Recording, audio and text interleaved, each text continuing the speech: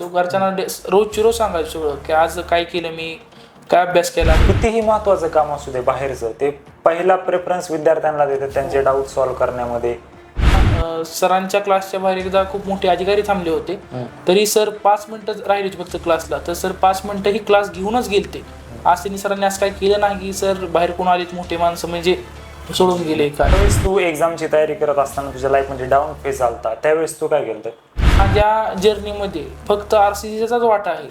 मी इतर एकही book solve केलं नाही. गुड मॉर्निंग एव्हरीवन, स्वागत आहे तुमचं पुन्हा एकदा माझ्या युट्यूब चॅनलवरती. मी सहज पुण्याला फिरण्यासाठी आलो, तर मला इथं काय लातूर ट्युशन एरियामध्ये शिकणारे विद्यार्थी भेटले.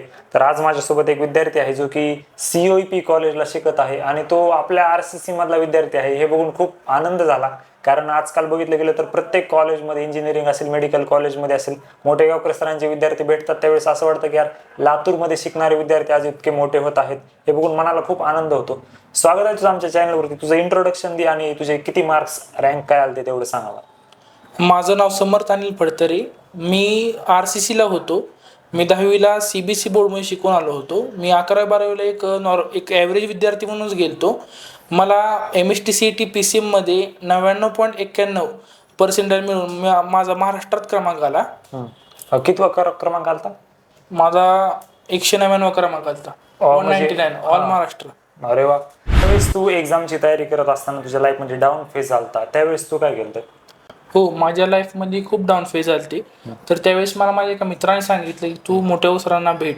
मग मी सरांना वारंवार भेटलो. सरांनी माझं डिप्रेशन काढलं आणि सरांनी मला एक प्रॉपर गायडन्स देऊन मला proper chart, proper time table दिला सरांनी, आणि त्यानुसार मी ती फॉलोअप करून आज मला इतकी मार्क पडले. म्हणजे सरने काय कसं गायडन्स केलं तुला? आता एवढे सगळे विद्यार्थी सरांकडे जातात. काय सर प्रत्येकाला एक पर्सनलाइज टाइम देतात.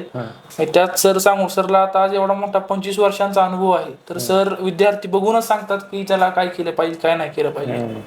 ही खूप मोठी गोष्ट आहे, कारण ज्यावेळेस मी मोठे गावकर सरांसोबत असतो, म्हणजे ट्युशन एरियामध्ये वगैरे व्हिडिओ बनवायला जात असतो, तर कितीही महत्वाचं काम असू दे बाहेरचं, ते पहिला प्रेफरन्स विद्यार्थ्यांना देतात त्यांचे डाऊट सॉल्व्ह करण्यामध्ये.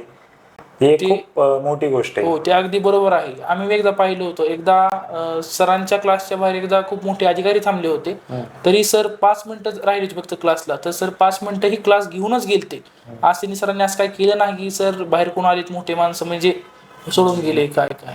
Yes, definitely. आणि एकदा तर मला नाशिकचा किस्सा आठवायला लागलाय. ज्यावेळेस नाशिकला मी गेलतो, त्यावेळेस एकदा हे येणार होते एज्युकेशन मिनिस्टर, ते दादा भुसे वगैरे ते. तर त्यावेळेस तिकडनं कॉल येत होता, कारण एक नाशिकमध्येच 2 ठिकाणी कार्यक्रम होता सरांचा, एक जिथं आम्ही थांबलेलो आणि जिथं ते येणार होते ते. तर सर बोलले की आधी माझ्या पालकांसोबतचा संवाद होता सरांचा, एक मीटिंग होती तशी, पॅरेंट्स मीटिंग, ते कम्प्लीट झाल्याशिवाय मी कुठंच जाणार नाही, असं सर बोललेले. आणि सर बोललेले की हेच माझ्यासाठी मंत्री आणि हेच मुख्यमंत्री, म्हणजे पालक आणि विद्यार्थी. हे जर डेडिकेशन प्रत्येक इन्स्टिट्यूटच्या प्रत्येक टीचरनी जर दिलं, तर मे बी महाराष्ट्रामध्ये लातूरचं नाव अजून एकदा खूप मोठं होऊ शकतं. तर तुझं स्टडी रुटीन कसं असायचं ज्यावेळेस तू तयारी करत होता? मी सकाळी 6ला उठायचो. 6ला माझ्या सकाळी क्लास असायचा. मी क्लास करायचो, 12पर्यंत क्लास चालायचा. मी 12ला येऊन जेवण करायचो, थोडे एक अर्धा तास रेस्ट घ्यायचो आणि लगेचच रिडिंगला जायचो मी. म्हणजे रिडिंगला संध्याकाळ 7 वाजेपर्यंत अभ्यास करायचो, परत 7ला बाहेर यायचो, जेवण करायचो, परत म्हणजे घरच्यांबरोबर एकदा संवाद साधायचो. घरच्यांना रोजची रोज सांगायचो सगळं की आज काय केलं मी, काय अभ्यास केला, काय काय काय. आणि त्यानंतर मग मी रूमवर जायचो, परत 12पर्यंत अभ्यास करायचो, परत मी झोपी जायचो. येस. तर तुझ्या जर्नीमध्ये RCC बुकलेट्स, टेस्ट सिरीज आणि RCC पॅटर्न याचा कशा पद्धतीने तुला यूज झालेला आहे? मी सगळ्यांना एवढं सांगू इच्छितो की माझ्या जर्नीमध्ये फक्त RCCचाच वाटा आहे.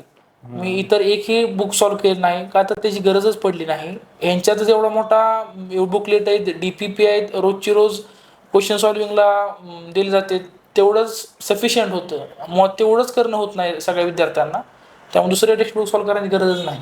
येस. जे विद्यार्थी एक्झामची तयारी करत आहेत कॉम्पिटेटिव्ह, अशा विद्यार्थ्यांना तू काय ॲडवाइस देणार?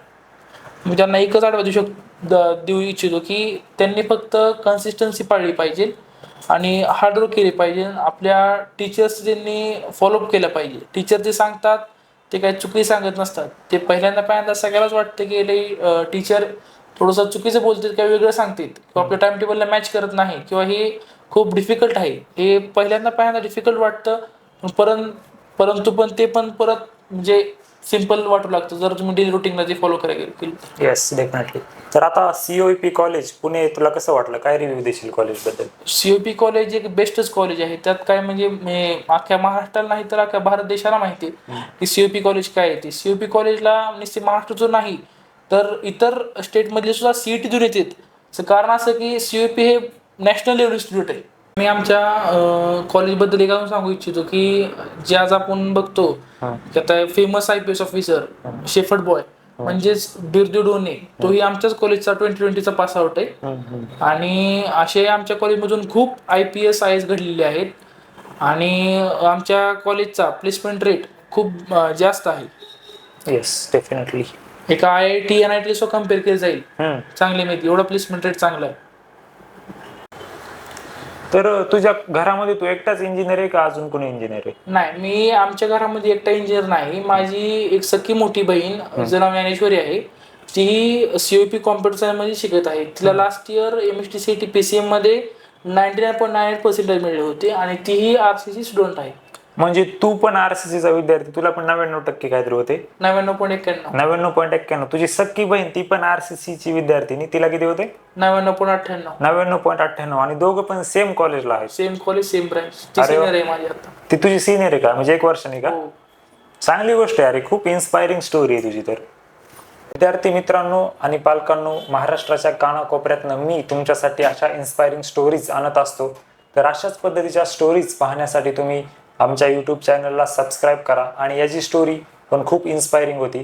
Thank you so much. थँक्यू.